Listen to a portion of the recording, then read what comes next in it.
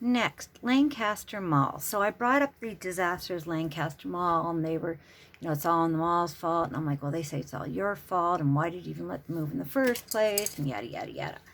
And then I said, technically the mall needs people to use that stop as badly as we need the stop. And so why don't you just move the damn spot, or make it really obvious that you're going to move it to put that pressure on them.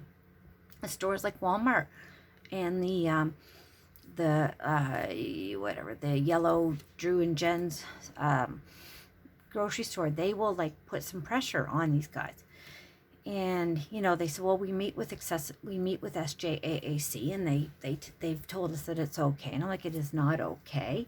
And I said, it's not maybe if someone gets hurt in that parking lot.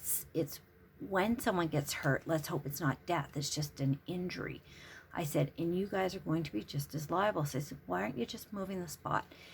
And they said, well, tell us where. And I said, well, what do you mean? He said, give us some other accessible spots. It would be good, and we will seriously consider it. So here I'm calling out to people in the St. John area. Where else could we move that bus spot to that would be good? So why not maybe down at the Sobeys Plaza Center? You've got the grocery store.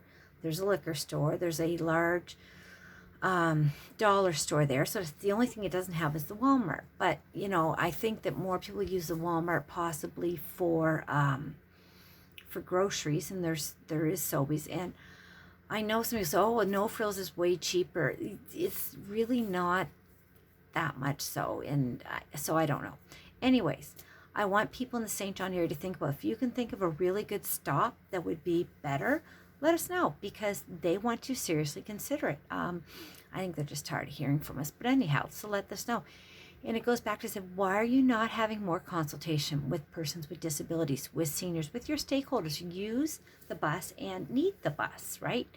And he said, well, we have some with us. I said, no, not just SJAAC. They represent one small group. You need to have it with more people, more stakeholders. You need to try to make it sound like it was a difficult thing. I said, and cost them. It's a Zoom meeting. You can have a goddamn Zoom meeting. So we're going to keep that pressure on. And I think more people would be beneficial if they called in and said, like, no, like more. And I brought up, I said, look at just this proposal for the new changes on Main Street.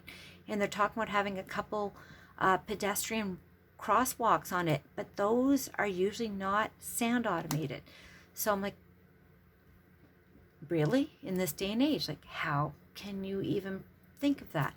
So, keep that pressure on. And if you can think of something that would be a better stop than the mall, let us know, because we can help fight for that. And it's going to give him a chance to put his money where his mouth is. So he's claiming, well, yeah, if you guys come to us a great spot, we'll move it.